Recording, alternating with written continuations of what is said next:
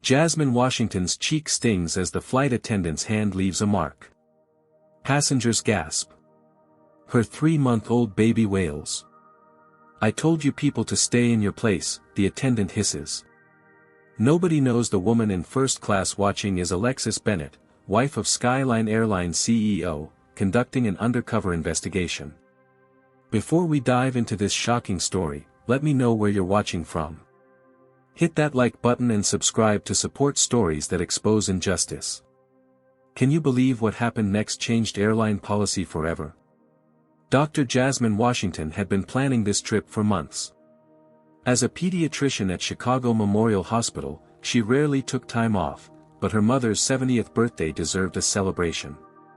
This would be 3-month-old Elijah's first flight, and Jasmine had meticulously prepared for every scenario. Pacifiers for takeoff and landing, Jasmine mumbled to herself, double-checking her carry-on bag. Bottles ready.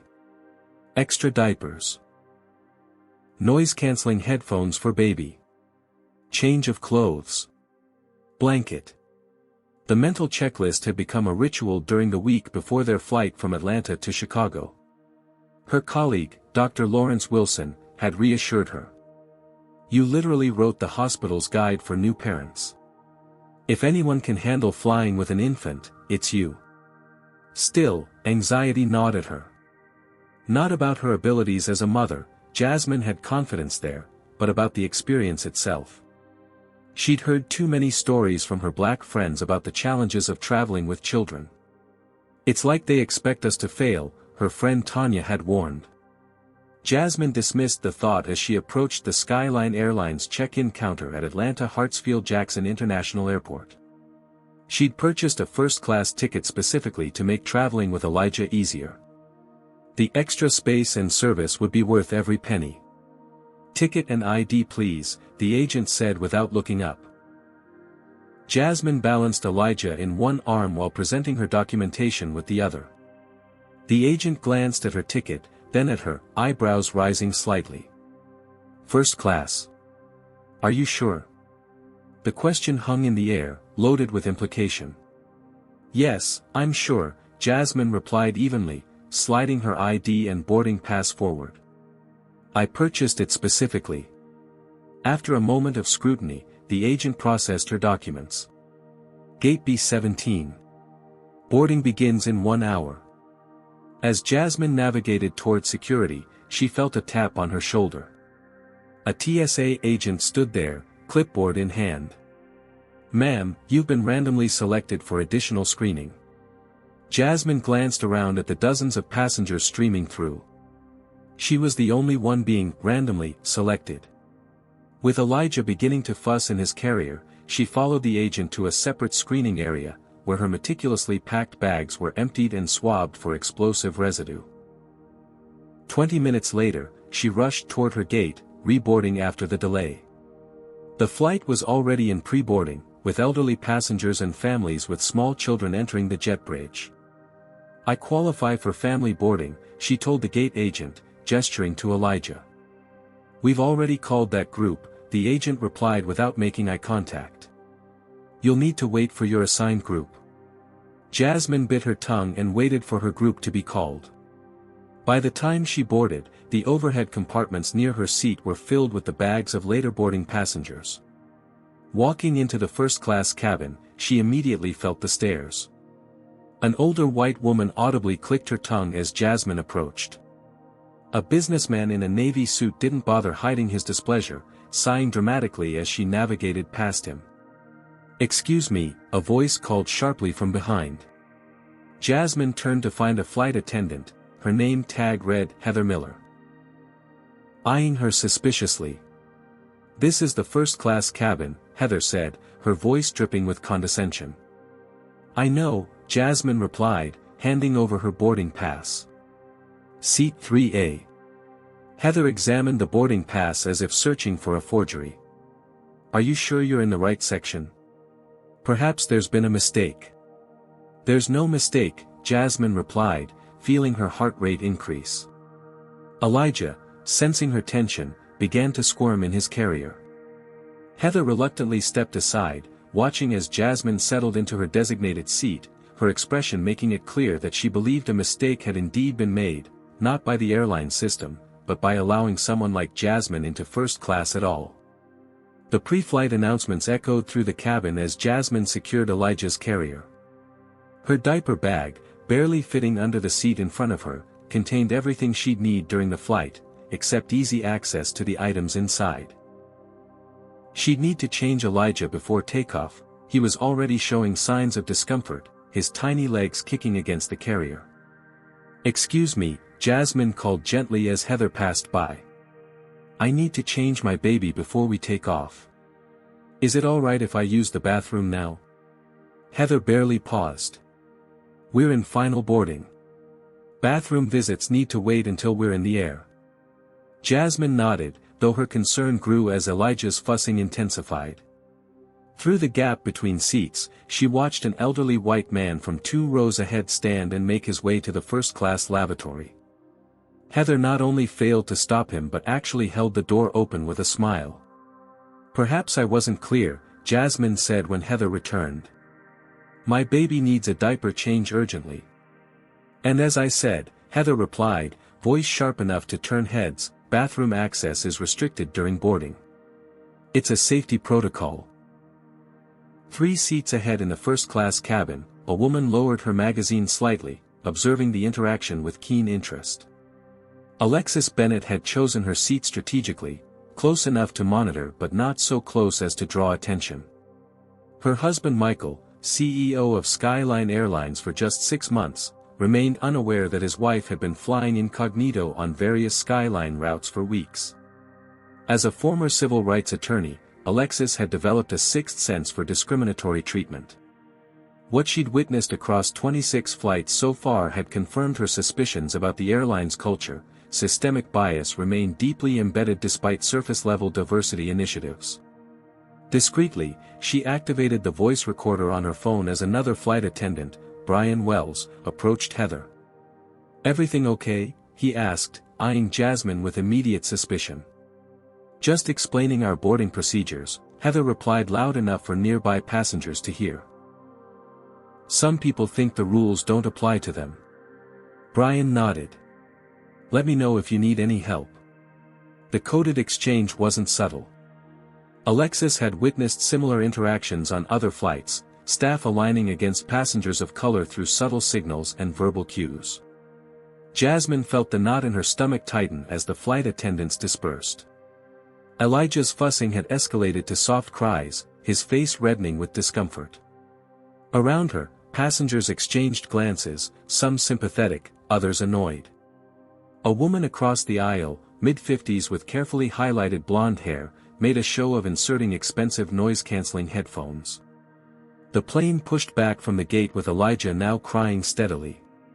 Jasmine tried everything in her repertoire, gentle bouncing, soft singing, a pacifier, but the discomfort of his soiled diaper overrode all comfort measures. She felt sweat beading along her hairline, conscious of being the center of unwanted attention. "Can you shut that kid up?" a male voice grumbled from behind. "I'm trying," Jasmine replied without turning around. "He needs a diaper change, but I wasn't allowed to use the restroom." "Should have taken care of that before boarding," the man muttered just loud enough to be heard. The safety demonstration proceeded with Heather deliberately avoiding eye contact with Jasmine, instead focusing attentively on passengers on the opposite side of the aisle. As the plane accelerated down the runway, Elijah's ears began to hurt from the pressure change. His crying intensified into piercing wails that no amount of pacifier offering could soothe. Alexis watched as Heather and Brian exchanged knowing looks above the heads of seated passengers. She'd seen this before, the establishment of a problem passenger, the silent communication among crew members, the gradual isolation of the target. From her seat, she could see Jasmine's increasingly desperate attempts to comfort her child while maintaining her composure under mounting hostility. The seatbelt sign remained illuminated for 20 minutes after reaching cruising altitude, unusual for a clear-weather flight. When it finally turned off, Jasmine immediately stood with Elijah. "I need to change him now," she informed Heather, who was passing with the beverage cart. "The lavatory is currently being prepared for service," Heather replied. You'll need to wait. 10 more minutes passed before Jasmine was finally permitted to use the bathroom. Inside the cramped space, she discovered the changing table was broken, the safety strap dangling uselessly from a cracked platform. "Is there another lavatory with a functioning changing table?" she asked Brian upon exiting. "Not in first class," he replied. "Economy lavatories might have one, but turbulence is expected, so we're limiting movement between cabins." Left with no choice, Jasmine returned to her seat and attempted to change Elijah as discreetly as possible across her lap and the empty seat beside her. The awkward angle and limited space made the process difficult, prolonging Elijah's discomfort and crying. "Some people just don't know how to handle their children," Heather's voice carried clearly from the galley where she stood with Brian. "They expect everyone else to accommodate their poor planning." Alexis Bennett's jaw tightened as she continued recording. The pattern was unmistakable and consistent with reports she'd received from former employees. The situation was deteriorating rapidly, and Elijah's crying had become a catalyst for the latent racism that seemed to permeate the cabin. By the time the beverage service reached her row, Jasmine had finally changed Elijah, but the baby remained agitated from the prolonged discomfort and strange environment. "I'd like some warm water for his formula, please," Jasmine requested when Heather reluctantly stopped the cart at her row.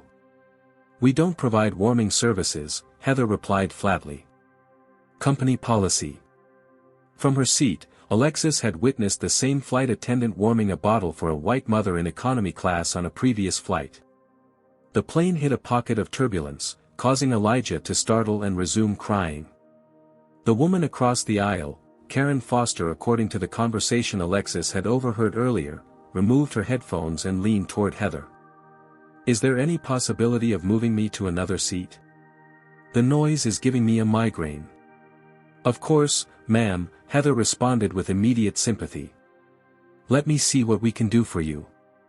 Within minutes, Heather had rearranged several passengers, effectively creating a buffer zone around Jasmine and Elijah. The isolation was subtle but unmistakable, they had been quarantined. Jasmine felt her professional demeanor beginning to crack under the accumulated stress and hostility. "Excuse me," she called as Heather passed again. "I'm familiar with Skyline's policy on supporting passengers with infants. Your website specifically mentions assistance with warming bottles and providing extra water." Heather's expression hardened. "I don't need a passenger telling me company policy." "I'm not trying to be difficult," Jasmine persisted. "My baby is hungry, and I just need some warm water." "You should have prepared better," Heather snapped, loud enough for nearby passengers to hear. "It's not our responsibility to compensate for your lack of planning." The tension in the cabin was palpable as the standoff continued. Elijah, now hungry as well as stressed, cried with increasing vigor. Jasmine, reaching her breaking point, stood to access her overhead bag for additional supplies. "Sit down immediately," Heather ordered. "The seatbelt sign is on." "It's not on," Jasmine countered, pointing to the unlit sign. "I need to get my son's formula." "I said sit down." Heather's voice rose sharply. Jasmine, running on maternal instinct and the last threads of her patience, reached for the overhead compartment. "My baby needs to eat. I'll only take a second." What happened next occurred so quickly that some passengers would later question their own recollections. As Jasmine stretched toward her bag, Heather grabbed her arm. When Jasmine instinctively pulled away, Heather's hand swung around and connected with Jasmine's face with an audible crack. The slap echoed through the suddenly silent cabin. Elijah's cries intensified at his mother's gasp of pain and surprise. A red mark bloomed across Jasmine's cheek as she stood frozen in shock. "I told you people to stay in your place," Heather hissed, apparently unaware that her words were clearly audible in the silent cabin. Alexis Bennett lowered her phone, having captured everything, her expression a mixture of horror and grim vindication. The situation had escalated beyond anything she'd anticipated, but it had revealed exactly what her investigation sought to expose, the ugly reality behind Skyline's polished corporate image. The cabin intercom crackled to life, this is Captain Reynolds speaking. We've been notified of a disturbance in the cabin. I'm considering diverting to Charlotte if order cannot be maintained. Please return to your seats immediately. See what you've caused. Heather whispered harshly to Jasmine. You're disrupting this entire flight. Alexis Bennet stood from her seat, no longer content to remain an observer. Actually, Captain, she called loudly enough for her voice to carry to the front galley where the intercom was located, what's disrupting this flight is your crew member who just assaulted a passenger. Heads turned toward the elegantly dressed woman stepping into the aisle. Heather's expression flickered with uncertainty at this unexpected intervention from first class. Who are you? She demanded. Someone who witnessed everything, Alexis replied evenly.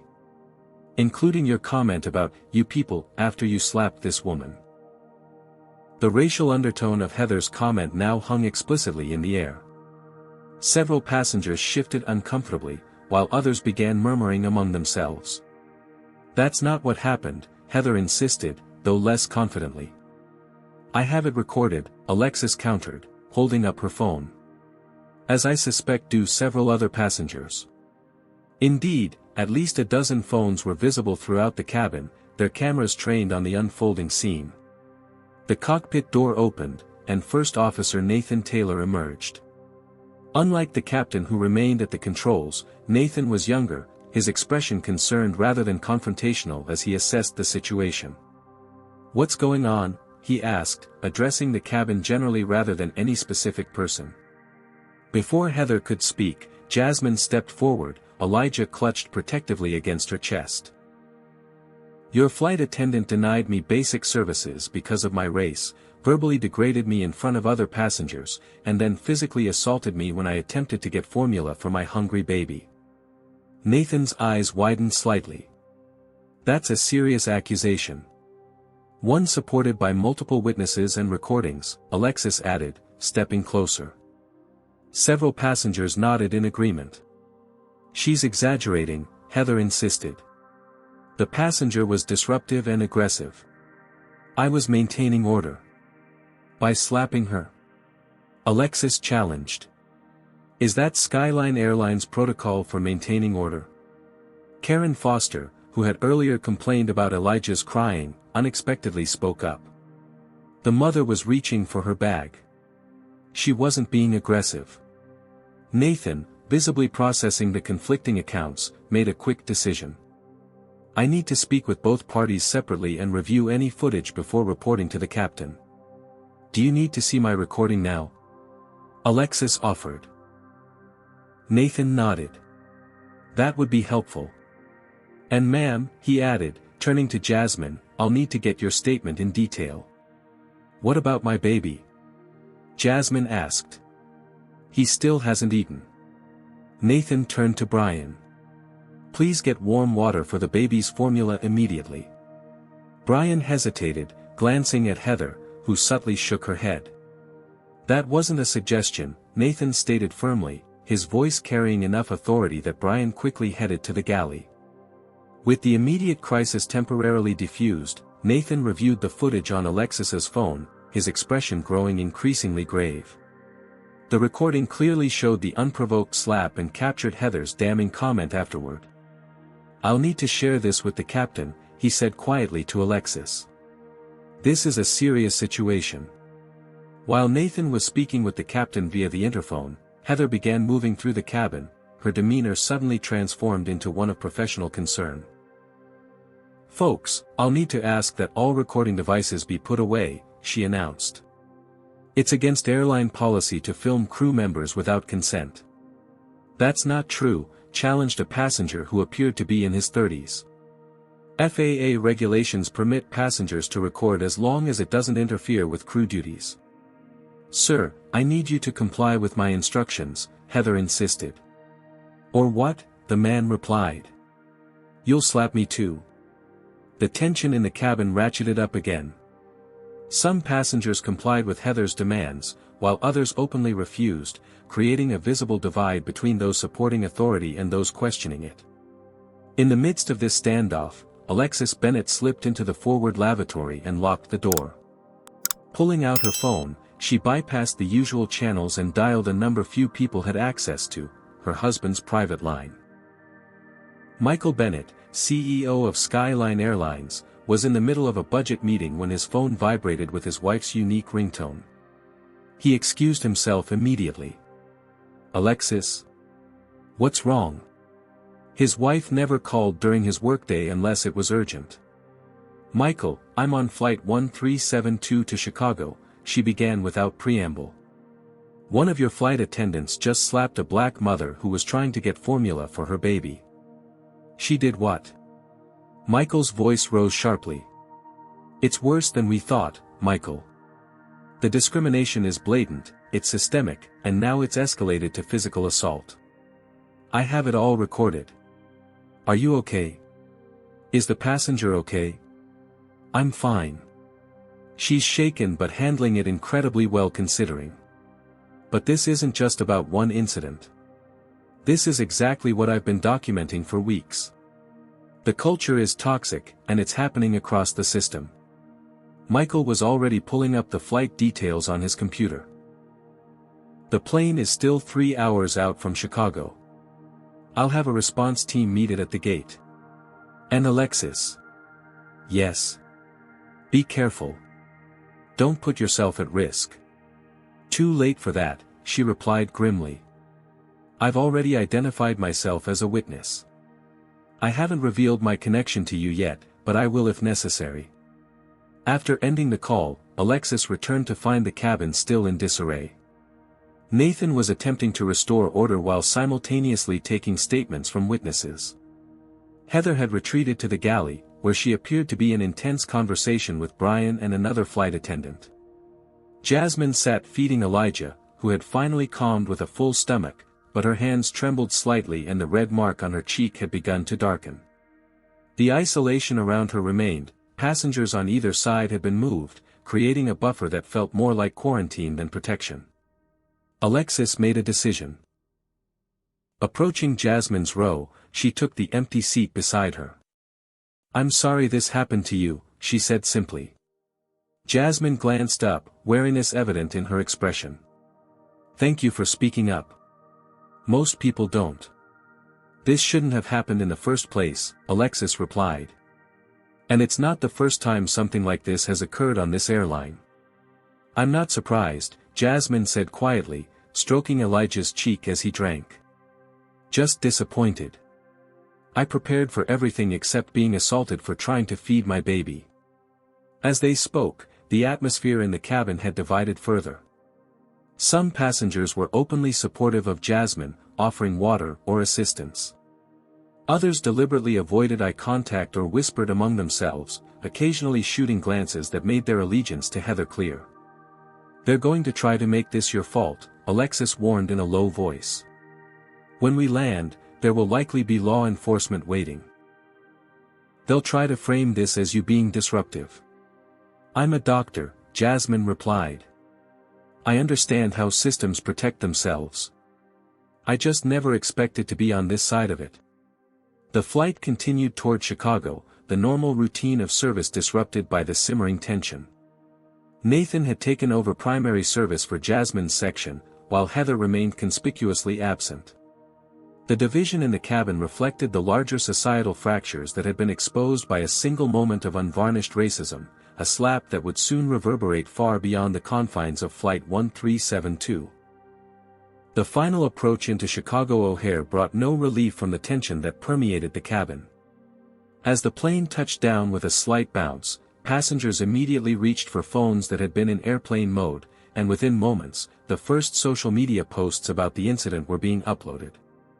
"Ladies and gentlemen, please remain seated with your seatbelts fastened until we reach the gate and the captain has turned off the seatbelt sign," Brian announced, his voice notably lacking the usual warmth of arrival greetings.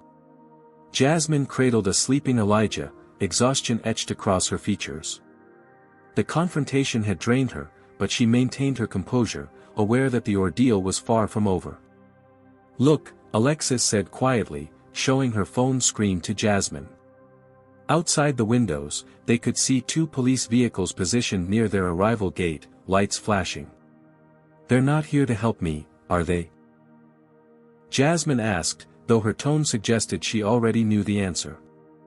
That depends on how the airline has characterized the incident, Alexis replied. As the aircraft door opened, Captain Reynolds made an unexpected announcement. Ladies and gentlemen, due to an incident during our flight, we've been asked to hold all passengers for questioning by airport authorities. Please remain in your seats. Murmurs of discontent spread through the cabin. Several passengers had connections to make, and others protested being detained for something they hadn't been involved in.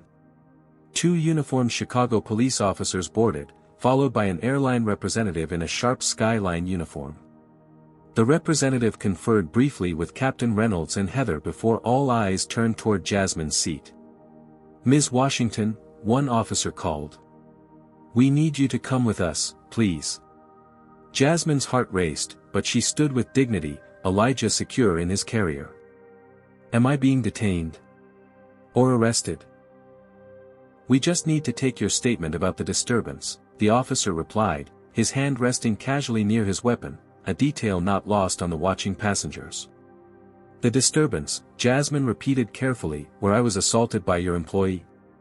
She directed this question to the airline representative. Before he could respond, Alexis Bennett stood. Officers, I believe you're approaching the wrong person. The individual who committed assault is standing right there. She pointed directly at Heather, who blanched visibly. Ma'am, please stay out of this, the second officer advised. I'm afraid I can't do that, Alexis replied, her voice carrying throughout the cabin. My name is Alexis Bennett. My husband is Michael Bennett, CEO of Skyline Airlines. The revelation landed like a thunderclap. Heather's face drained of color entirely, while the airline representative fumbled with his tablet, clearly blindsided. Mrs. Bennett, he stammered.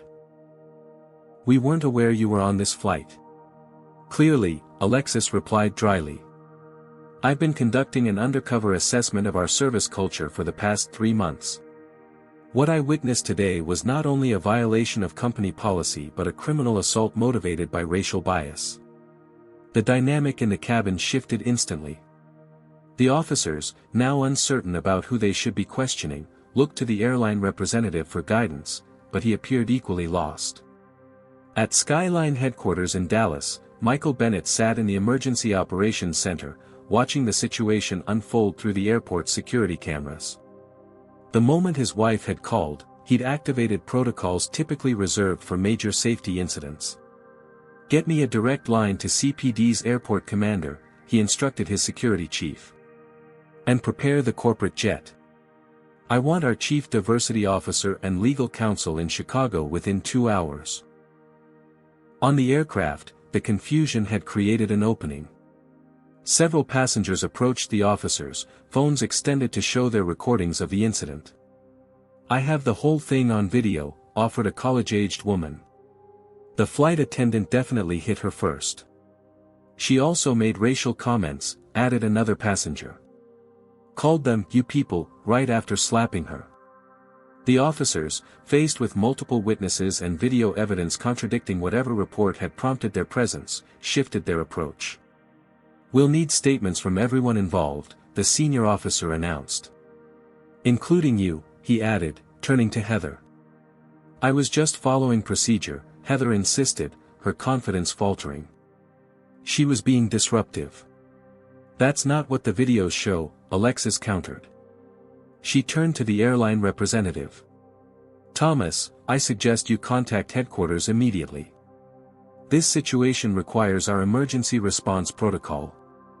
The representative, Thomas, appeared startled at being addressed by name by the CEO's wife. Yes, Mrs. Bennett. Right away. As he stepped aside to make the call, Alexis approached the officers.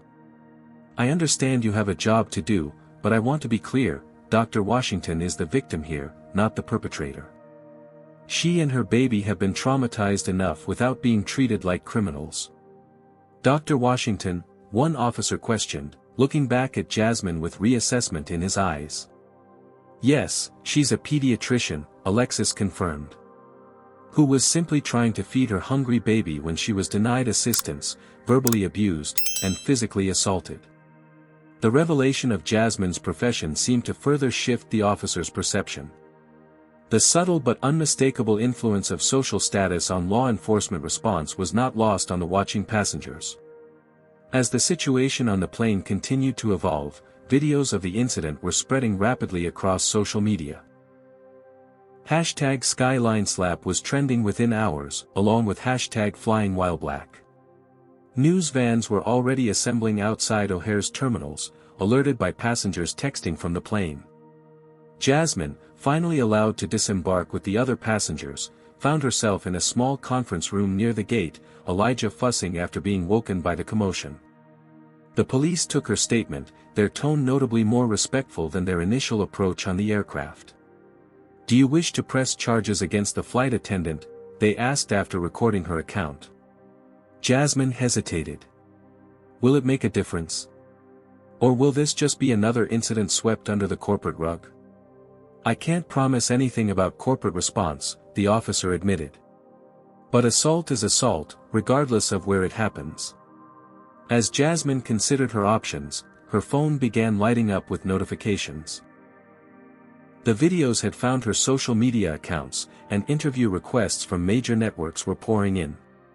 The incident was rapidly escalating beyond a private dispute into a public referendum on race, corporate responsibility, and the persistent inequality in everyday American life. In another room, Alexis Bennett was on a video call with her husband, who looked grave as she recounted the events in detail. "This goes beyond one bad employee, Michael," she explained. "In 3 months of flying, I've documented systematic discrimination against passengers of color across 27 flights. It's embedded in the culture." "I suspected as much when we took over," Michael replied. "But I had no idea it was this blatant. It's why I started this project," Alexis reminded him. "After what happened to my father on that flight last year, I knew his experience wasn't unique." The memory hung between them. Alexis's father, a distinguished professor emeritus, had been forced to move from first class to economy on a Skyline flight after a white passenger complained about sitting next to him. The incident had occurred under the previous CEO, but the corporate culture had clearly remained unchanged despite the leadership transition. "What are you thinking?" Michael asked, recognizing the determined expression on his wife's face. "I'm thinking it's time we stop gathering evidence and start making changes," she replied. "Starting with Heather Miller, but not ending there." Back in the main terminal, passengers from Flight 1372 were sharing their experiences with gathered reporters. The narrative was splitting along predictable lines, some defending Heather's actions as necessary enforcement of rules, others condemning them as racist assault. "She was just trying to feed her baby," insisted one passenger. "How is that a threat to anyone?" "The mother was argumentative from the beginning," countered another. "The flight attendant was just doing her job." As the stories multiplied and diverged, a fundamental question emerged that would define the coming days. Was this an isolated incident involving one problematic employee, or a symptom of a deeper, systemic problem in how Skyline, and perhaps the airline industry at large, treated passengers of color? The answer would depend largely on how the company responded, and that response was being shaped in real time as Michael Bennett prepared to board his flight to Chicago, determined to address the crisis personally. For Jasmine Washington, the future held uncertainty. As she finally left the airport with Elijah, exhausted and still bearing the faint mark of Heather's hand on her cheek, she found herself at the center of a story much larger than herself. Her simple journey to visit her mother had transformed into a potential landmark case highlighting the everyday indignities and dangers faced by Black Americans in spaces still marked by persistent discrimination. What do you think about how this situation has unfolded so far? Has Jasmine been treated fairly? Comment 1 if you believe the airline should be held accountable, or 2 if you think this was just an isolated incident with one problematic employee. And what about Alexis's undercover investigation? Was it ethical for the CEO's wife to test her husband's company without employees knowing? Hit that like button and subscribe if you want to see more real stories about confronting discrimination in everyday places. The question now is, how will the airline respond to this explosive incident? Will there be real change, or just damage control? The gleaming glass facade of O'Hare International Airport reflected the last rays of afternoon sun as Jasmine Washington emerged from the terminal, a sleeping Elijah nestled against her chest. Her mother, Beverly, rushed forward from the waiting area, alarm evident in her expression. "Baby, what happened? You're all over the news." Beverly pulled her daughter into a gentle embrace, careful not to disturb the sleeping infant. "It's a long story, Mom," Jasmine sighed, the exhaustion in her voice palpable. "Can we talk about it at home?" As they walked toward the parking garage, Jasmine became aware of the stares from other travelers. Some offered sympathetic smiles, while others whispered behind raised hands. Her private humiliation had become public spectacle in the span of a few hours, her face splashed across social media and news sites without her consent. At the same moment, less than a mile away at the airport's executive terminal, Michael Bennett's private jet touched down. The Skyline Airlines CEO had made the journey from Dallas in record time, accompanied by Darius Jackson, the company's chief diversity officer, and Sarah Patel, head of legal affairs. "What's our current status?" Michael asked as they entered a waiting SUV. "Not good," Sarah replied, scrolling through her tablet. "The video has over 2 million views already. #SkylineSlap and #FlyingWhileblack are trending nationally. Major networks are running with it for their evening broadcasts. And Heather Miller? Currently detained for questioning by airport police. Our local HR team is with her, but she's refusing to sign a non-disclosure agreement or accept administrative leave." Michael's jaw tightened. "And Dr. Washington? Left the airport about 20 minutes ago," Darius reported. "She declined our offer for a hotel or transportation. She hasn't made any public statements yet, but she's received offers from every major network for exclusive interviews." "What about our initial response?" Sarah grimaced slightly.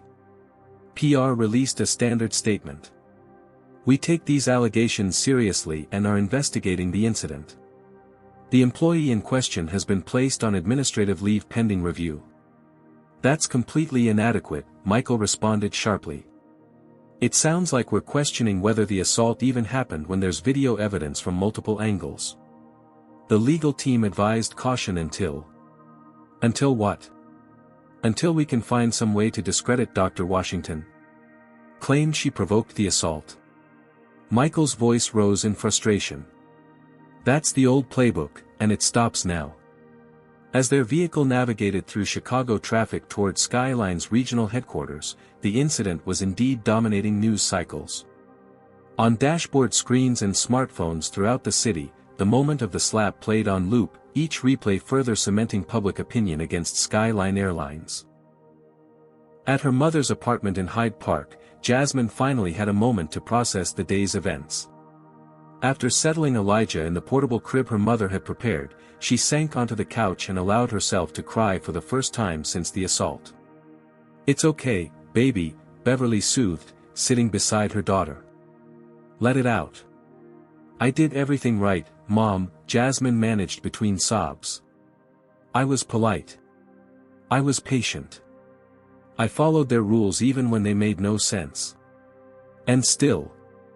"I know," Beverly replied, her own voice tight with anger and old pain. "It doesn't matter how many degrees you have or how politely you speak. To some people, our skin is always a provocation." Jasmine's phone buzzed again, the 20th call from an unknown number in the past hour. Media requests had been pouring in, alongside messages of support from colleagues and friends who had recognized her in the viral videos. "You don't have to talk to any of them," Beverly advised. "But you should talk to a lawyer before the airline tries to spin this against you." "They already have," Jasmine replied, showing her mother the Skyline statement that was circulating online. "Notice how they call it allegations, even though it's on video from multiple angles." Back at Skyline's Chicago offices, Michael Bennett faced a conference room filled with regional executives, all of whom looked distinctly uncomfortable. "I want to be absolutely clear," Michael stated, his tone leaving no room for equivocation. What happened today on Flight 1372 is indefensible. There will be no attempts to justify it, minimize it, or shift blame to the victim. Sir, ventured one executive, our standard protocol in these situations is part of the problem, Michael finished. Those protocols were designed to protect the company at all costs, even when we're clearly in the wrong. That ends today. On the large screen behind him, footage from Flight 1372 played silently, not the confrontation itself, but earlier interactions showing the pattern of discriminatory treatment Jasmine had experienced from the moment she boarded. This is from my wife's phone, Michael explained. She's been documenting these patterns across our network for months. What you're seeing isn't an isolated incident, it's a culture.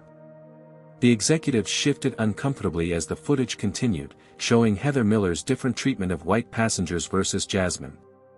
But sir, another executive interjected, this is just one employee who clearly violated our policies. Our diversity training has failed, Darius Jackson stated firmly. I've been reviewing our incident reports for the past 6 months. Complaints of discriminatory treatment are categorized as customer misunderstanding at a rate 3 times higher when filed by passengers of color. And our legal settlement history tells an even clearer story, Sarah added. We've quietly settled 27 discrimination cases in the past 2 years alone, all with NDAs that prevent the victims from speaking publicly. This revelation drew surprised looks from some of the executives. Information had been deliberately siloed to prevent a comprehensive understanding of the problem's scope. The question isn't whether we have a systemic issue, Michael concluded. The data makes that undeniable. The question is what we're going to do about it. As the meeting continued, Heather Miller sat in a small office several floors below, facing her own moment of reckoning. The local HR director had just informed her that she was being terminated, effective immediately. This isn't fair, Heather protested. I was following procedures for disruptive passengers. Ms. Miller, we've reviewed multiple videos of the incident, the HR director replied wearily. At no point was Dr. Washington disruptive. You denied her basic services, isolated her from other passengers, and then physically assaulted her while using language with clear racial connotations. She was reaching for the overhead bin during service. The service cart was nowhere near her row, and the seatbelt sign was off. Multiple witnesses have confirmed this. Heather's expression hardened. So I'm the scapegoat. One mistake in 15 years of service, and I'm thrown under the bus. This wasn't your first incident, Ms. Miller, the HR director countered, sliding a folder across the desk. Your file contains 8 previous complaints of discriminatory treatment toward passengers of color. Each was investigated and dismissed under the previous administration. Those passengers were being difficult. They didn't understand our procedures. Or perhaps you applied those procedures differently based on who you were serving. The HR director stood, signaling the end of the discussion. Your personal belongings will be collected from your locker and sent to your home address. You are no longer permitted on Skyline property or flights. As Heather was escorted from the building, her termination was just the beginning of Skyline's response. Upstairs, Michael Bennett was approving a new official statement to replace the inadequate initial response. Skyline Airlines acknowledges and takes full responsibility for the inexcusable treatment of Dr. Jasmine Washington and her infant son on today's Flight 1372. The physical assault and discriminatory treatment she experienced represent a complete failure of our service standards and human decency. The employee involved has been terminated, but we recognize that this incident reflects broader cultural issues within our organization that we are committed to addressing. We have reached out to Dr. Washington directly to offer our unreserved apology and to make appropriate amends. This incident will serve as a catalyst for comprehensive reform of our training, policies, and accountability systems. The statement marked a departure from the typical corporate playbook of denial and deflection, but whether it would be enough to address the growing crisis remained to be seen. That evening, as Jasmine finally checked social media after putting Elijah to bed, she found her inbox flooded with messages. Among them was an email from Michael Bennett himself, requesting a private meeting to apologize in person and discuss how Skyline could make amends.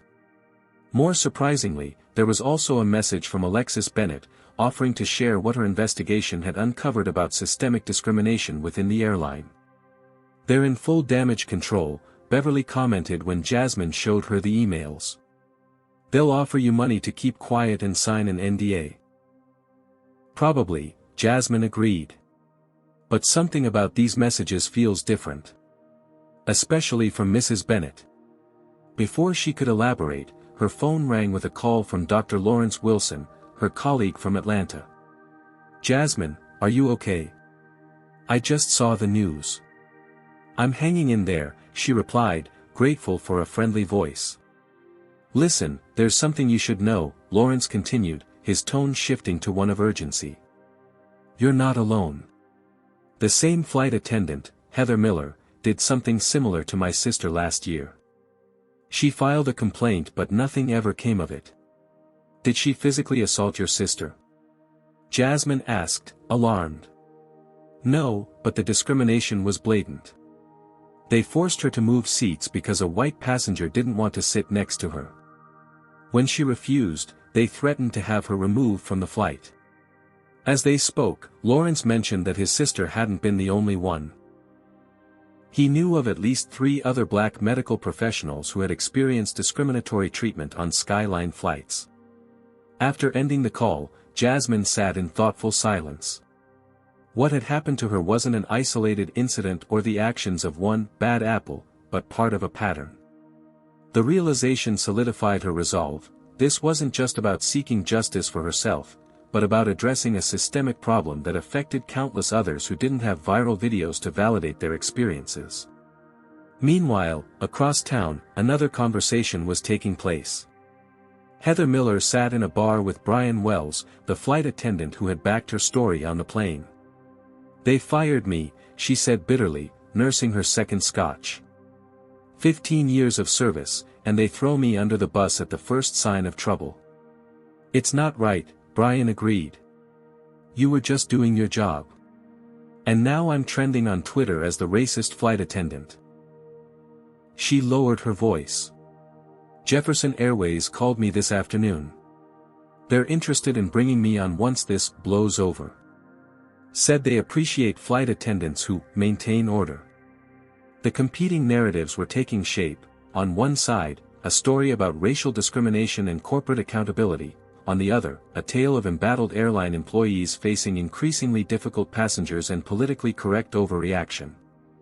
As night fell over Chicago, the incident on Flight 1372 had transcended a simple dispute between passenger and flight attendant.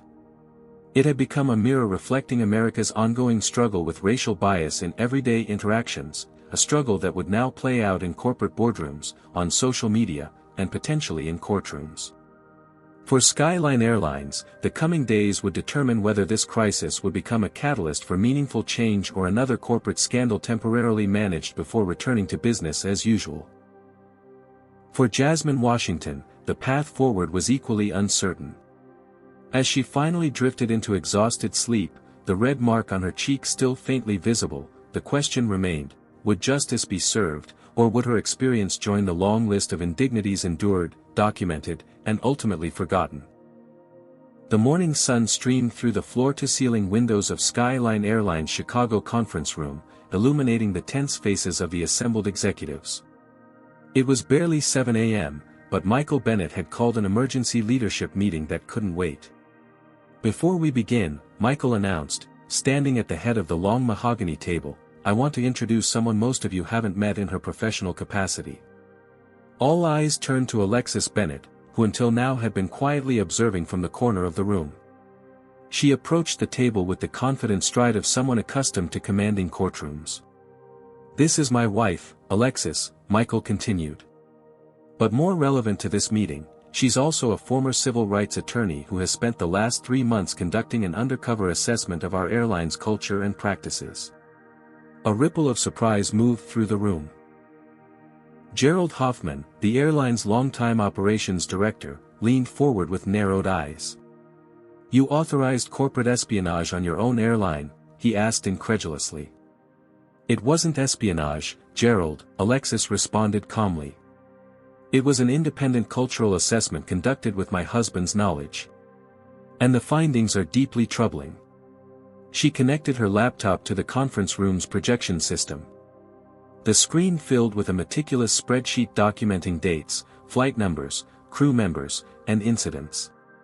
Over the past 94 days, I've traveled on 43 Skyline flights across domestic and international routes.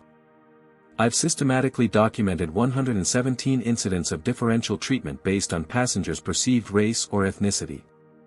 The data was damning in its precision. Alexis had recorded everything from subtle discrepancies in service to outright discriminatory practices. The spreadsheet included timestamps, employee names, and brief descriptions of each incident. On Flight 889 from Dallas to Miami, flight attendant Patricia Dawson offered hot towels to every first-class passenger except the only person of color in the cabin, Alexis explained, highlighting one entry.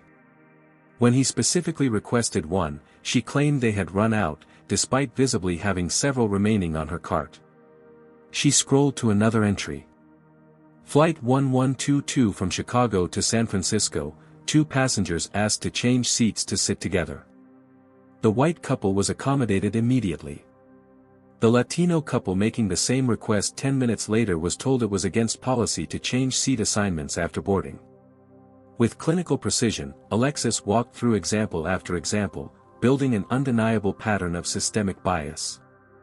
The conference room grew increasingly uncomfortable as the presentation continued. This isn't about individual, bad apples, Alexis concluded. The problem is structural and cultural. It's embedded in informal practices, selective enforcement of rules, and an overall environment that tolerates subtle discrimination.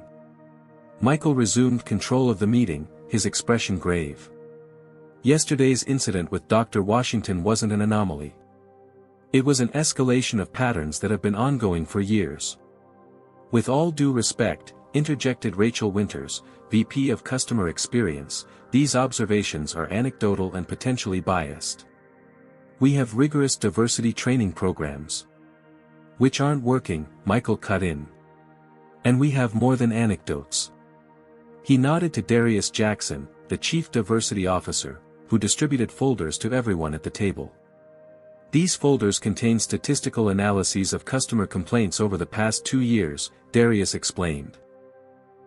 Complaints filed by passengers of color are dismissed at a rate 340% higher than those filed by white passengers. When compensation is offered for service failures, white passengers receive offers averaging 26% higher in value than non-white passengers experiencing identical issues. The room fell silent as the executives reviewed the data. It was one thing to dismiss individual incidents as misunderstandings or exaggerations, it was another to face systematic disparities backed by their own internal numbers. There's more, Michael said. I'd like to introduce someone. The conference room door opened, and a tall black man in a Skyline flight attendant uniform entered. Several executives visibly stiffened in their seats. This is Thomas Reynolds, Michael introduced. He's been a flight attendant with Skyline for 11 years and has been documenting discriminatory practices from the inside. Thomas nodded respectfully to the room. Thank you for the opportunity to speak. Mr. Reynolds approached our HR department with his concerns last year, Michael explained. His reports were filed but never acted upon. After learning about this, I asked him to compile his observations in detail. Thomas placed a USB drive on the table. This contains communications from our crew messaging system going back 18 months.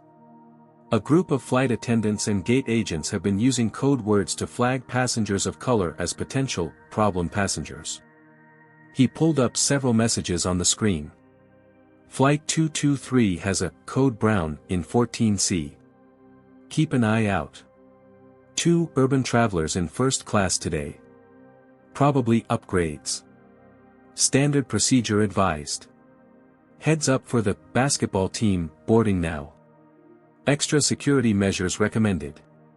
These codes are used to alert crew members to treat certain passengers with additional scrutiny or reduced service, Thomas explained. It's widespread knowledge among staff, but management has either been unaware or unwilling to address it. The revelation hit like a thunderclap. Some executives appeared genuinely shocked, while others shifted uncomfortably, suggesting prior awareness. "This is outrageous," Gerald Hoffman blustered. One disgruntled employee making accusations. "I have over 30 colleagues ready to confirm these practices," Thomas countered calmly. "Many have stayed silent out of fear for their jobs, but yesterday's incident has changed things. People are ready to speak up." The atmosphere in the room grew increasingly tense as the full scope of the problem came into focus. This wasn't just about one slap that happened to be caught on camera, it was about a pervasive culture that had been allowed to fester unchecked for years. "So what now?" asked James Patterson, the airline's chief financial officer. "A full public apology? Settlement with Dr. Washington? Mandatory retraining?" "All of those things," Michael confirmed. "But they won't be enough. We need structural change. The financial implications could be significant," Patterson warned. "Especially if this triggers a wave of lawsuits from past incidents." "I'm more concerned with the moral implications of allowing this to continue," Michael replied sharply. The debate intensified as the financial and legal concerns of some executives clashed with the ethical and brand considerations raised by others. The division in the room mirrored larger societal tensions, those who prioritized maintaining systems versus those pushing for substantive reform. As the arguments grew heated, Alexis quietly pulled up another slide. It showed a photograph of an elderly black man being escorted from a first-class cabin by Skyline staff. "This is my father," she said, her voice cutting through the debate. Professor William Marshall, Emeritus Chair of Constitutional Law at Howard University. Last year, he was removed from his rightfully purchased first-class seat because a white passenger complained about sitting next to him. The room fell silent. He filed a complaint. It was dismissed as a misunderstanding. He received a form letter and a $50 flight voucher. Her voice remained steady, but her eyes flashed with suppressed emotion. "That's when I knew something was fundamentally broken in this airline's culture." Michael moved to stand beside his wife. "When I took this position 6 months ago, I promised to build an airline that treats all passengers with dignity and respect. I've failed to deliver on that promise so far, but that changes today." He turned to the executive team. "This isn't just about avoiding lawsuits or protecting our brand. It's about who we are as a company and what we stand for. Either we commit to real change, or we continue perpetuating a system that discriminates against people like Dr. Washington, Thomas, and my father-in-law." The personal connection transformed the conversation. What had been abstract corporate risks suddenly had a human face, one connected to their CEO. "What exactly are you proposing?" asked Rachel Winters, her tone notably more receptive than before. Michael outlined a comprehensive plan, an independent audit of all policies and procedures, transparent reporting of passenger complaint outcomes by demographic categories, mandatory anti-bias training with regular testing and accountability measures, new anonymous reporting systems for employees to flag discriminatory behavior, and a complete overhaul of performance metrics to include equitable treatment as a core evaluation criterion. And most importantly, he concluded, we need to change our approach to incidents like what happened to Dr. Washington. No more defensive posturing or victim blaming. When we're wrong, we acknowledge it, apologize sincerely, make amends, and fix the underlying issues. As the meeting continued, the debate shifted from whether change was needed to how it should be implemented. The corporate inertia that had protected discriminatory practices for years began to give way to a new direction. Not everyone was on board. Gerald Hoffman pulled Michael aside during a short break. "You're overcorrecting," he warned in a low voice. "Our core customers in premium cabins are predominantly white business travelers. If they perceive we're prioritizing political correctness over their comfort. If comfort means allowing some passengers to be treated as second-class citizens, then we need to redefine comfort," Michael replied firmly. "And I reject the premise that our white passengers want or expect discriminatory treatment of others." We're not giving anyone special treatment, we're ensuring equal treatment for everyone. Across town, Jasmine Washington was facing her own difficult decision. Her phone had been ringing constantly since dawn. Calls from media outlets, attorneys specializing in civil rights cases, and even several passenger advocacy groups. "You need to strike while the iron is hot," urged Beverly, her mother. "Once the news cycle moves on, they'll try to sweep this under the rug." "I know," Jasmine sighed, bouncing Elijah gently as he fussed. "But I don't want to be just another viral moment. If I'm going to speak out, it needs to create real change." Her phone buzzed with a text from Alexis Bennett, "Meeting with executive team now. They need to hear your experience directly. Would you be willing to meet with Michael and me today?" Jasmine stared at the message, weighing her options. On one hand, meeting privately with the airline executives could be seen as accepting a behind-closed-doors resolution. On the other hand, it might be an opportunity to advocate for systemic changes that would help others. As she contemplated her response, Lawrence Wilson called again. "Jasmine, something's happening. More people are coming forward with stories about Skyline. There's talk of a class action suit forming. Attorneys are looking for people who've experienced discrimination on their flights." The pieces were aligning for a potentially historic confrontation between a major airline and those it had marginalized. The incident on Flight 1372 had cracked open a door that many had tried to keep shut, revealing patterns of discrimination that could no longer be dismissed as isolated incidents. Back in the Skyline conference room, the emergency meeting continued well into the afternoon. By the end, a clear divide had formed among the leadership team, those committed to genuine reform and those resistant to change. Michael made it clear which side would prevail. "We have a choice," he told them as the meeting concluded. "We can lead the industry in addressing these issues, or we can be dragged into change through lawsuits, boycotts, and regulatory intervention. I prefer to lead." As executives filed out, Thomas Reynolds approached Michael and Alexis. "Thank you," he said simply. "Many of us had given up hope that things would ever change." "This is just the beginning," Michael replied. "The hard work starts now." Indeed, as the sun set over Chicago that evening, both Skyline Airlines and Jasmine Washington stood at crossroads that would define not only their futures but potentially reshape policies across an entire industry. The slap that had been heard around the internet was about to reverberate even further, challenging long-established patterns of who receives dignity and respect in American society, and who does not.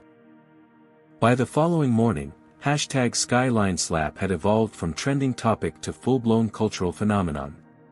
Video clips of the incident played on repeat across morning shows, each broadcast adding layers of commentary and context. Cable news panels debated everything from airline customer service standards to the broader implications for race relations in America. In her mother's apartment, Jasmine sat on the edge of the bed, staring at her phone in disbelief.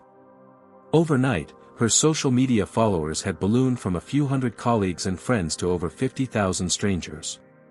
Her inbox contained interview requests from every major network, along with thousands of direct messages, some supportive, others disturbingly hostile. "Look at this," she said, showing her mother a particularly vicious message. "This person says I provoked the flight attendant for attention and should be charged with disrupting a flight." Beverly shook her head grimly. "They'll always find a way to blame us, baby. Always." The hate messages were increasingly disturbing. Some contained racial slurs, while others made explicit threats. Several included Jasmine's home address in Atlanta, information that should not have been publicly available. "I'm calling the police," Beverly insisted after seeing a particularly graphic threat. "These people are unhinged." While Jasmine grappled with this unwanted and frightening attention, Heather Miller was crafting her own narrative. Released from questioning without immediate charges, she had accepted an invitation to appear on Morning America Now, a conservative-leaning talk show known for its sympathetic treatment of those caught in culture war crossfires. "I want to be clear," Heather said, dabbing carefully at the corner of her eye with a tissue, "I deeply regret that the situation escalated to physical contact. That should never have happened, and I take responsibility for that moment of poor judgment." The host nodded sympathetically. "But you felt threatened?" "Absolutely," Heather replied, her voice quavering. Dr. Washington was becoming increasingly agitated throughout the flight. She repeatedly ignored crew instructions and was disturbing other passengers. When she suddenly stood up and reached for the overhead bin during service, I reacted instinctively to protect myself and others. The interview carefully sidestepped Heather's "you people" comment and the documented pattern of discriminatory treatment leading up to the confrontation. Instead, it painted a picture of a dedicated professional facing unfair public crucifixion over a single mistake made under pressure. 15 years of service, Heather emphasized. 15 years without a single incident, and now I'm receiving death threats and being called horrible names on the internet. The segment concluded with the host directly addressing the camera, "Is this justice? One momentary lapse destroying a career and reputation? Or has cancel culture claimed another victim? You decide." The competing narratives divided audiences along familiar lines. Some saw a clear-cut case of racial discrimination escalating to assault, others perceived an overworked flight attendant being scapegoated for enforcing rules against an entitled passenger. The polarization intensified when celebrities and public figures began weighing in. NBA star Damian Wright posted a video describing his own experiences with discrimination on flights. "What happened to Dr. Washington happens to black travelers every day, just usually without cameras rolling," he stated. In response, conservative commentator Victoria Hayes tweeted, "Notice how nobody's talking about the stress flight attendants face daily. They're expected to be perfect while dealing with increasingly hostile passengers. #IStandWithHeather." Within hours, #IStandWithHeather and #JusticeForJasmine were battling for dominance across social platforms. The Civil Rights Coalition of America announced they were investigating the incident as part of a broader examination of discriminatory practices in the airline industry. "This case represents a tipping point," their statement read. "For too long, airlines have operated with impunity when it comes to the disparate treatment of passengers of color." As public debate raged, Skyline Airlines faced mounting pressure from multiple directions. A group of shareholders filed an emergency resolution demanding a special meeting to address the company's handling of the crisis. The Association of Flight Attendants released a carefully worded statement supporting the right of crew members to maintain order while condemning any discriminatory behavior. Most concerning for the airline's executives, a boycott movement was gaining momentum. The #GroundSkyline had been used over 2 million times, with several major corporations quietly instructing their travel departments to book with competitor airlines until further notice. In the midst of this public relations firestorm, Jasmine Washington was dealing with the personal aftermath of her sudden notoriety. The Chicago Police Department had assigned an officer to monitor her mother's apartment building after several credible threats. Her hospital in Atlanta had hired additional security for the pediatric ward where she worked. And her father, divorced from Beverly for years, had called from California, offering to fly in for support. "I never wanted any of this," Jasmine confessed to Lawrence Wilson during a video call. Elijah squirmed in her lap, blissfully unaware of the chaos his mother's life had become. "I just wanted to visit my mom and introduce her to her grandson." "I know," Lawrence replied sympathetically. "But you've become a symbol now. People are projecting their own experiences onto you, for better or worse. A symbol doesn't get to live a normal life," Jasmine said quietly. "A symbol doesn't get to be afraid or uncertain or ambivalent." The weight of sudden public attention was taking a toll. Jasmine had barely slept since the incident, jumping at every noise outside the apartment. She found herself second-guessing everything: her decision to fly first class, her request for assistance with the formula, her reaction to the slap. "I keep wondering if I should have just stayed quiet," she admitted to her mother late that night. "Maybe I should have just endured it like we're always expected to." Beverly took her daughter's hand firmly. "No. Enough is enough. Our parents and grandparents stayed quiet because speaking up could get them killed. You have the opportunity to demand better," and you should take it. Across town, Michael and Alexis Bennett were navigating their own tumultuous aftermath. The Skyline Board of Directors had called an emergency session, with several members questioning Michael's handling of the crisis. "You've exposed the company to enormous liability," argued Roland Vaughn, a board member representing the airline's largest institutional investor. "By acknowledging systemic issues rather than treating this as an isolated incident, you've potentially validated hundreds of future lawsuits." "I'm more concerned with fixing the problem than hiding it," Michael countered. "And frankly, if there are hundreds of valid discrimination claims against us, we deserve those lawsuits." The board meeting stretched into the night, with faction lines clearly drawn. The old guard advocated for damage control and minimal admission of fault. The reformers, now including several previously neutral members moved by the evidence Alexis had presented, pushed for transformative change. By morning, news had leaked that Skyline stock had dropped 11%. A market response that threatened to sway the board toward a more conservative approach. Meanwhile, Heather Miller's professional exile proved short-lived. Jefferson Airways, a regional carrier known for its bare-bones service model, announced her hiring with a press release emphasizing their support for hardworking flight attendants who prioritize safety and order. The move prompted immediate backlash, with #BoycottJefferson quickly gaining traction. But it also signaled something troubling. The incident was evolving from a specific case of discrimination into another battle in America's seemingly endless culture wars. For Jasmine, the abstractions of political debate offered no comfort as she faced very concrete challenges. Her planned week-long visit to Chicago had already stretched to 10 days, with no clear end in sight. Returning to Atlanta meant facing crowds of reporters and potentially hostile strangers who had seen her face on their screens. Staying in Chicago meant extending her absence from work and keeping Elijah away from his familiar environment. "Dr. Washington?" A tentative voice called as Jasmine exited her mother's apartment building to get some fresh air, a police officer walking respectfully several paces behind her. She turned to find a young woman, perhaps college-aged, shifting nervously from foot to foot. "Yes." Jasmine responded cautiously.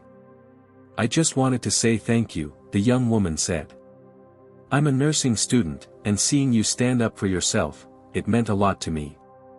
My mom always told me we have to be twice as good to get half as much, and watching how composed you stayed through all this." She trailed off, emotion evident in her voice. The unexpected moment of connection pierced through Jasmine's exhaustion and fear. This was the flip side of becoming a symbol, the possibility that her experience might somehow make a difference for others. That evening, as Jasmine was preparing Elijah for bed, her phone buzzed with an email notification. Opening it, she found a message from Alexis Bennett. "Dr. Washington. I hope this finds you and your son well despite the difficult circumstances. While my husband's team works on an official response and resolution, I'm reaching out personally. What happened to you was inexcusable, and as someone who witnessed it firsthand, I want to offer my full support in whatever way would be most helpful.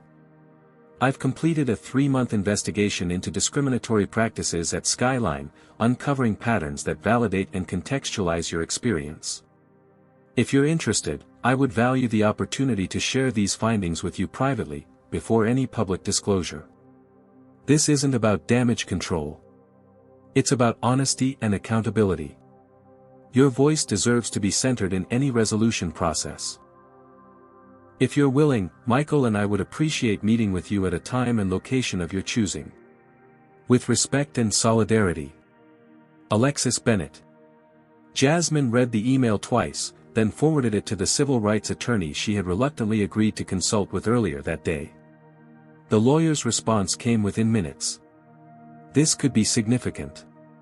The CEO's wife as a whistleblower changes the dynamics considerably. I recommend meeting, but not alone." As Jasmine contemplated this unexpected development, her phone buzzed again, a text from Lawrence Wilson. "Call me ASAP. Class action lawsuit against Skyline is forming. Already 24 plaintiffs with documented incidents. Attorneys want to know if you'll be the lead plaintiff.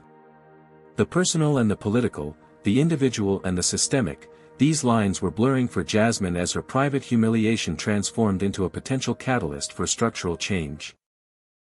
The question was no longer whether she would speak up, but how, when, and to what end. That night, as Chicago slept, Jasmine made her decision. She would meet with Michael and Alexis Bennett, but not as a victim seeking redress, as an advocate demanding accountability and reform. Her individual experience had opened a door, but what mattered now was ensuring that door remained open for others who had been silenced for too long. The private dining room at the Chicago Lakeview Hotel offered both discretion and neutral territory. Jasmine Washington arrived 15 minutes early, accompanied by Elijah and her newly retained attorney, Maya Rodriguez, a veteran civil rights litigator. She had chosen this setting deliberately, public enough to feel safe, private enough for candid conversation. At precisely noon, Michael and Alexis Bennett entered, flanked by a single assistant who quickly departed after ensuring the room was secure. The power couple of Skyline Airlines presented a united front, dressed in understated business attire that projected both authority and approachability. "Dr. Washington," Michael began, extending his hand. "Thank you for agreeing to meet." Jasmine accepted the handshake with a firm grip. "Mr. Bennett." "Mrs. Bennett." Alexis stepped forward. "Please, call me Alexis. And this must be Elijah." The baby, strapped to Jasmine's chest in a carrier, regarded the strangers with wide, curious eyes.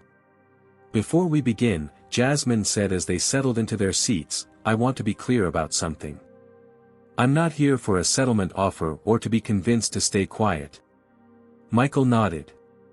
"That's not why we asked to meet. We're here because what happened to you represents a systemic failure within our company, one that we're committed to addressing transparently and comprehensively." "I've heard corporate promises before," Maya interjected. "They tend to evaporate once the PR crisis passes." "That's a fair concern," Alexis acknowledged. She placed a thick folder on the table. "Which is why I want to share my complete findings with you, unredacted and without corporate filtering."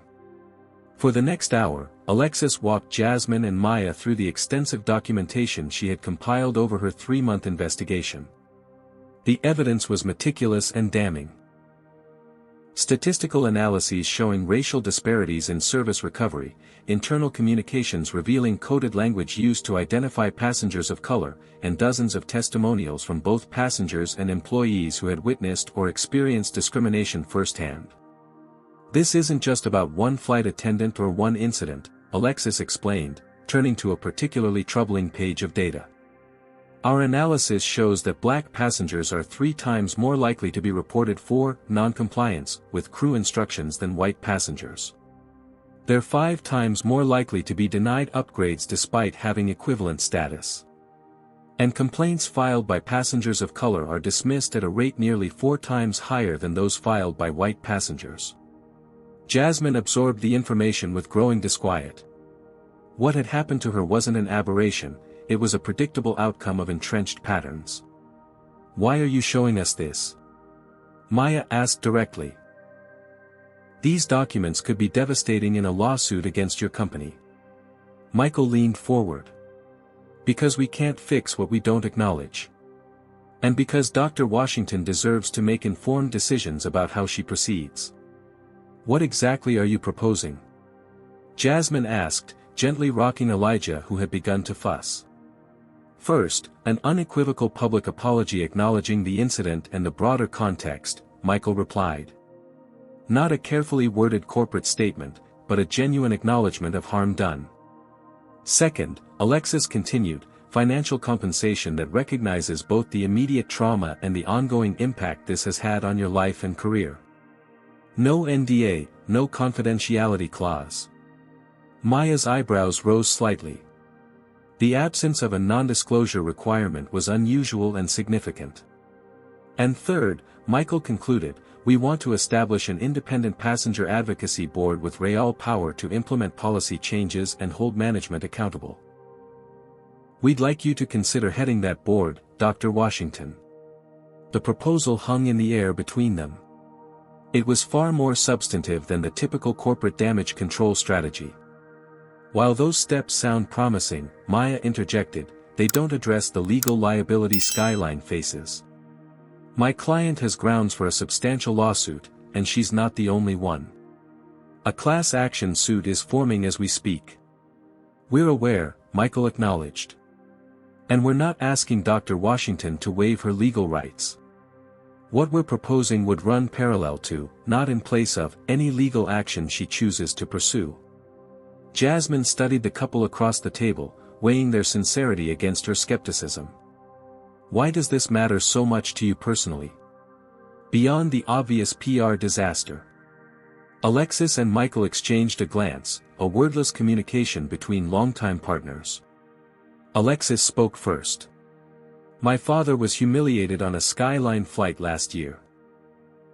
Forced to move from first class because a white passenger complained about sitting next to him. He filed a complaint that was summarily dismissed. She paused, composing herself. When Michael took over as CEO 6 months ago, I showed him my father's experience wasn't unique. That's why I started this investigation. Michael picked up the thread. Before taking this position, I ran a regional airline where we prided ourselves on equitable treatment. I genuinely believed the airline industry's diversity problems were overblown. I was wrong, and that ignorance allowed harmful patterns to continue under my watch. The conversation shifted to more specific details, the full scope of the discriminatory practices Alexis had uncovered, the challenges of changing entrenched corporate culture, and the resistance they were already facing from board members and executives invested in maintaining the status quo. As they talked, Jasmine's attention was drawn to her phone, which had been vibrating repeatedly with incoming messages. Excusing herself briefly to check if it was an emergency, she found multiple texts from Lawrence Wilson. Class action moving quickly.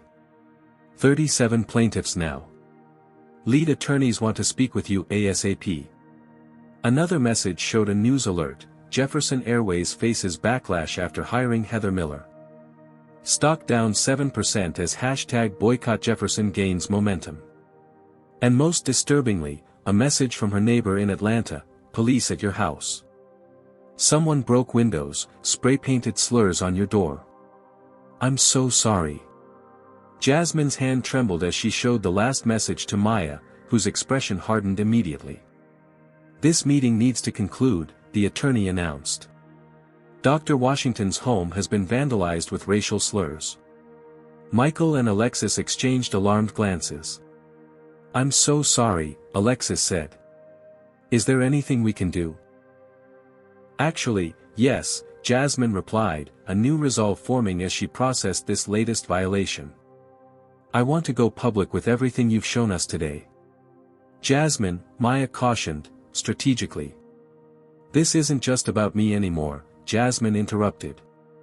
People are being harmed by silence.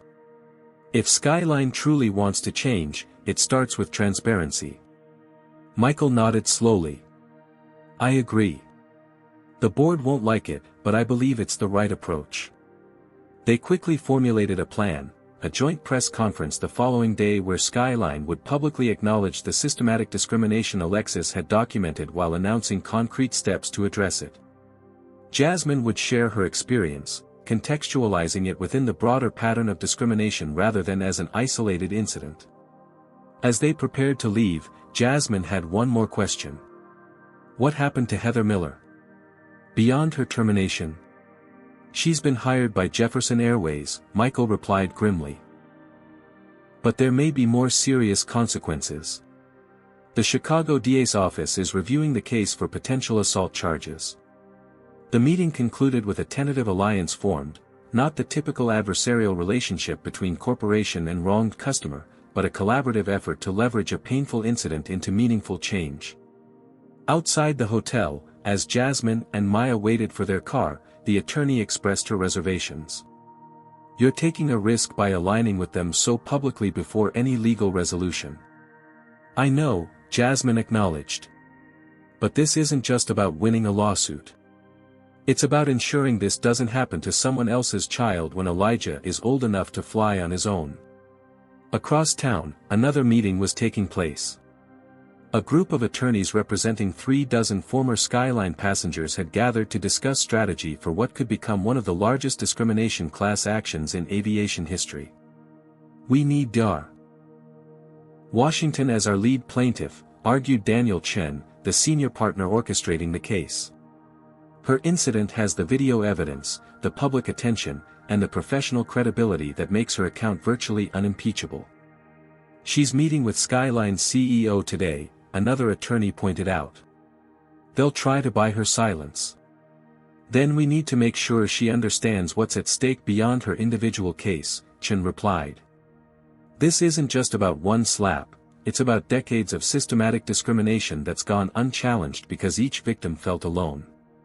Meanwhile, in a suburban Chicago hotel room, Heather Miller was conducting her own damage control. Her new position with Jefferson Airways was already in jeopardy as the boycott movement gained traction. Her phone buzzed with a notification, a message from Brian Wells, her former colleague at Skyline. "They're throwing us all under the bus," his text read. "CEO's wife has been spying on crews for months." Thomas Reynolds turned whistleblower. "They're saying we had a system of racial coding for passengers. Don't say anything to anyone without a lawyer." Heather's stomach dropped. The system Brian referenced wasn't an official company policy, just an informal practice among certain crew members. But it had been widespread enough that many employees knew about it, used it, and said nothing. As evening fell over Chicago, these separate strands began weaving together into what would soon become a watershed moment in the history of American commercial aviation. The incident on Flight 1372, a brief, shocking act of physical aggression caught on camera, had cracked open a door into practices long hidden from public view. For Jasmine Washington, the personal cost continued to mount. The vandalism of her home was just the most visible manifestation of the backlash she faced for simply speaking her truth. Yet as she prepared for the next day's press conference, she found her resolve strengthening rather than weakening. "They're trying to silence you," her mother observed as they discussed the vandalism. "That tells you how dangerous your voice is to the status quo." "I know," Jasmine replied, looking down at Elijah sleeping peacefully in his portable crib. "And that's exactly why I can't stay silent." 6 months later, Jasmine Washington stood in the gleaming atrium of Skyline Airlines headquarters, watching as the new diversity leadership team unveiled the company's transformed passenger Bill of Rights. Elijah, now 9 months old and recently mastering the art of crawling, squirmed happily in the arms of Beverly, who had flown in for the occasion. The journey to this moment had been neither straight nor easy. The joint press conference held the day after her meeting with the Bennetts had sent shockwaves through the airline industry and beyond.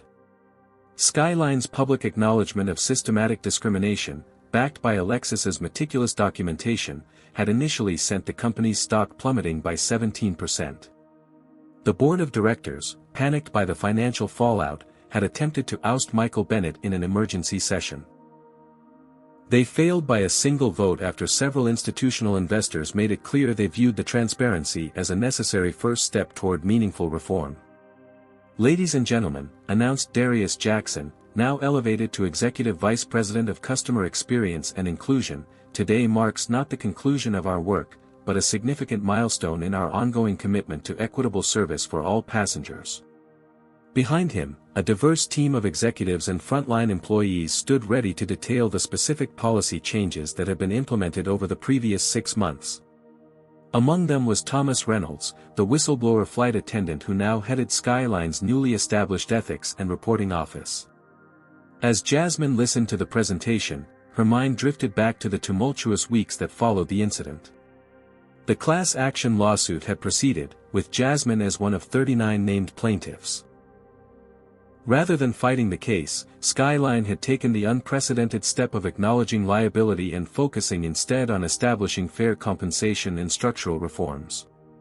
The settlement, finalized just 2 weeks earlier, included $42 million in damages to be distributed among the plaintiffs and a binding commitment to specific policy changes with measurable outcomes, all to be overseen by an independent monitoring committee.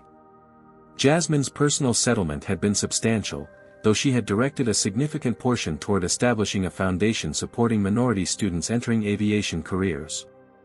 The financial security it provided allowed her to reduce her clinical hours and devote time to her role as chair of Skyline's Passenger Experience Advisory Board.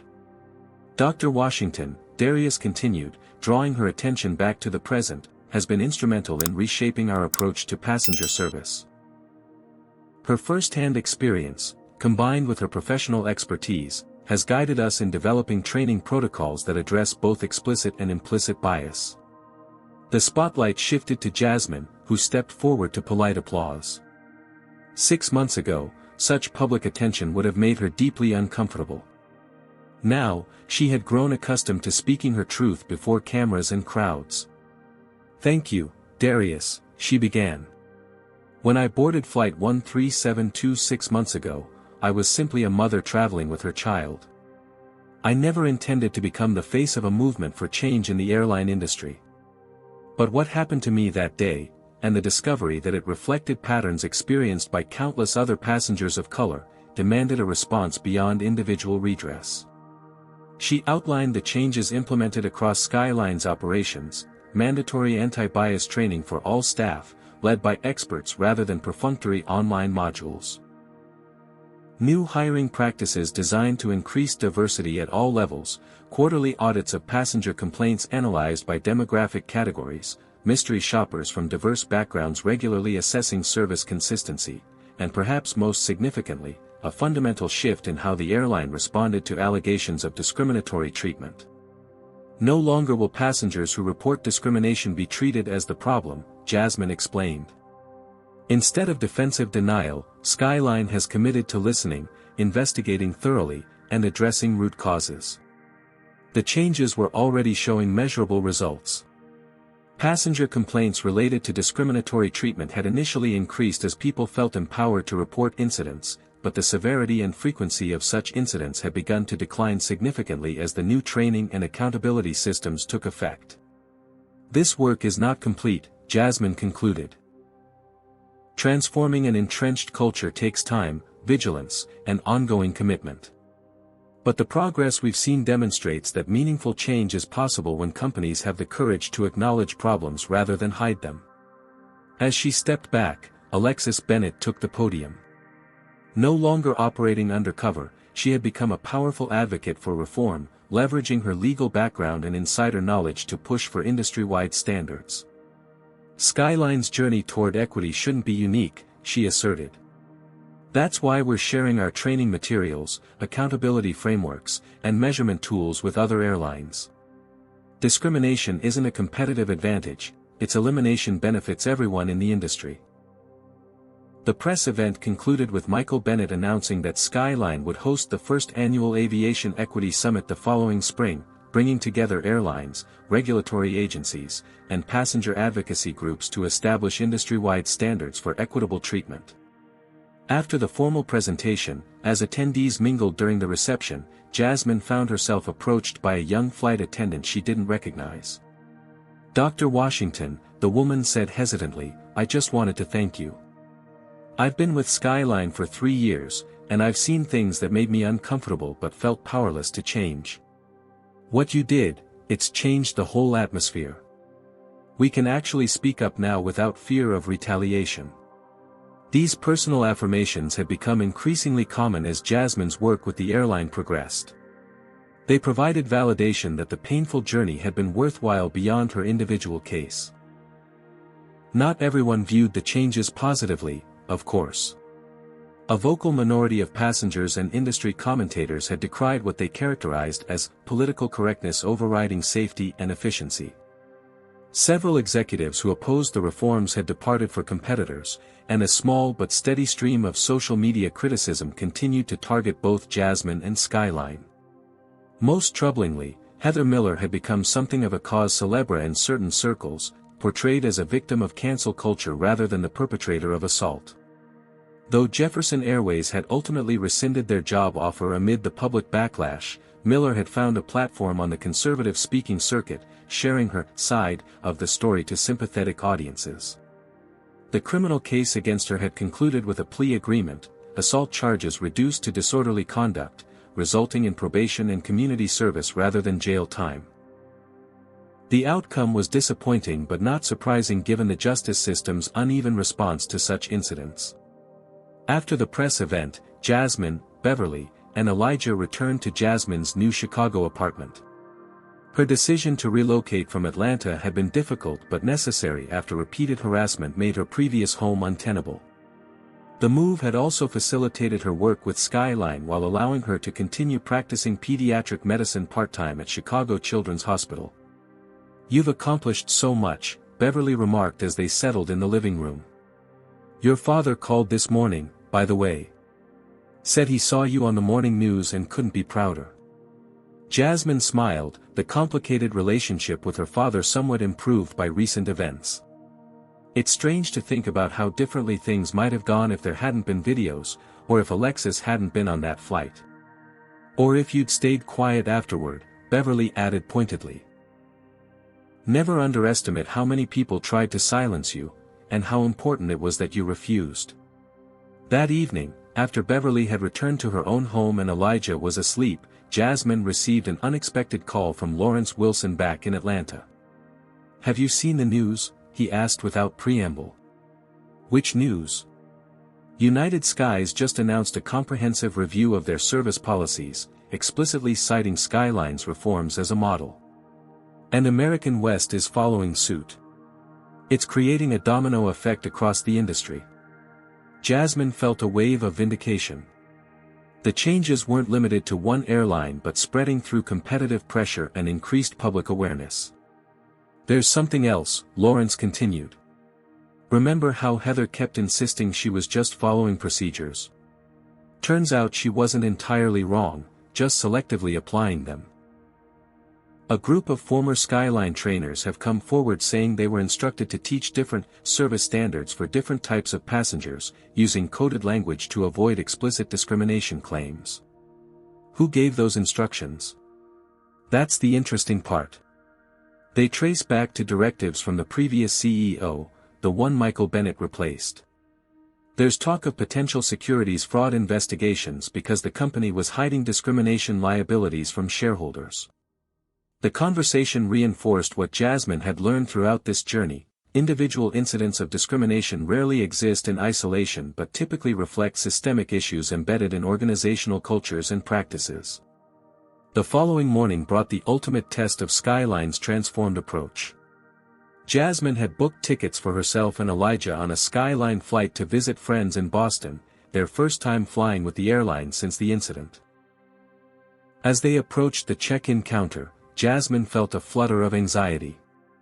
Despite all the work she'd done with the company, despite all the policy changes and training improvements, the memory of that humiliating slap remained vivid.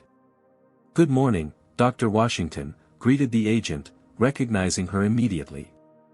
"We're honored to have you flying with us today." The boarding process proceeded smoothly, with staff treating her with the same professional courtesy extended to other passengers, neither the excessive deference that would signal special treatment nor the subtle hostility she had experienced before. As they settled into their first-class seats, a flight attendant approached with a genuine smile. "Welcome aboard, Dr. Washington. Is there anything you or your son need before we take off?" The simple question, asked with authentic concern rather than obligatory formality, represented everything Jasmine had been working toward. Not preferential treatment, but equal dignity and respect for all passengers regardless of their appearance or background. When the plane landed in Boston without incident, Jasmine felt a weight lift that she hadn't fully acknowledged was still there. The system hadn't just changed on paper, it had changed in practice. As she disembarked with Elijah, she passed a diverse group of flight attendants in the galley, including several people of color in leadership positions that had been predominantly white 6 months earlier. "Thank you for flying with us, Dr. Washington," one called warmly. "We hope to see you again soon." Walking through Boston Logan Airport, Jasmine reflected on how a moment of trauma had catalyzed a movement for change. Her individual experience, painful as it was, had created an opening to address long-standing patterns that had affected countless other travelers whose stories went untold and unaddressed. The work wasn't finished. Discrimination didn't disappear through policy changes alone, and vigilance would be required to prevent backsliding once public attention inevitably moved on to other issues. But in forcing acknowledgement of problems long denied or minimized, in creating systems of accountability where none had existed before, something fundamental had shifted in an industry that touched millions of lives daily. For Jasmine Washington, doctor, mother, and now reluctant activist, the journey had transformed not only an airline but her understanding of her own voice and power. The slap that was meant to put her in her place had instead created ripples of change extending far beyond that moment of humiliation, reminding her and others that staying silent in the face of injustice was no longer an option they could accept. As Elijah babbled happily in his stroller, pointing at the planes visible through the terminal windows, Jasmine smiled at the thought that his future travels might unfold in a world marginally more just and equitable than the one she had encountered that fateful day on Flight 1372. What do you think about this story? Has it changed how you view discrimination in everyday places like airlines? Comment below with your thoughts or similar experiences. If you found this story impactful, please hit the like button and subscribe for more real stories about confronting injustice. Should companies wait for incidents to go viral before making changes, or should they proactively address discrimination? Share this video if you believe these conversations need to reach more people.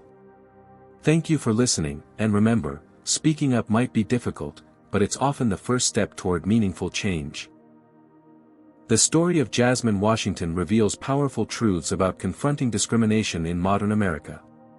When systems of prejudice go unchallenged, they become normalized and invisible to those who don't experience them directly. It often takes a shocking incident, captured on camera, to expose what marginalized people face daily. Individual courage matters profoundly. By refusing to stay silent despite threats and harassment, Jasmine transformed her personal trauma into structural change that benefits countless others. Her story demonstrates how documented evidence and professional credibility can break through denial when wielded persistently. Real change requires both external pressure and internal champions willing to risk their positions. The Bennett's willingness to acknowledge problems rather than hide them proved crucial, showing how accountability starts with transparency, not defensiveness. Perhaps most importantly, this story illustrates that discrimination isn't about bad apples, but systems that enable them. When organizations create cultures of silence and plausible deniability around bias, they guarantee its continuation. True transformation demands examining patterns, policies, and power structures, not just removing individual offenders. What moments in your own life have you witnessed discrimination and stayed silent? Would you have had the courage to speak up like Jasmine did? Leave your thoughts in the comments below. If this story resonated with you, please hit that like button and subscribe for more powerful stories about everyday heroes standing against injustice. Share this video with someone who needs to understand how discrimination operates in seemingly professional environments. Thank you for listening, and remember, change begins when someone refuses to accept the unacceptable.